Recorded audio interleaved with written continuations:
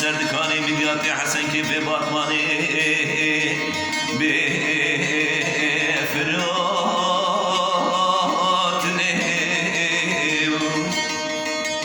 گرد بدک مهیا بویا تقرقت تمر برا یاد ارمنی به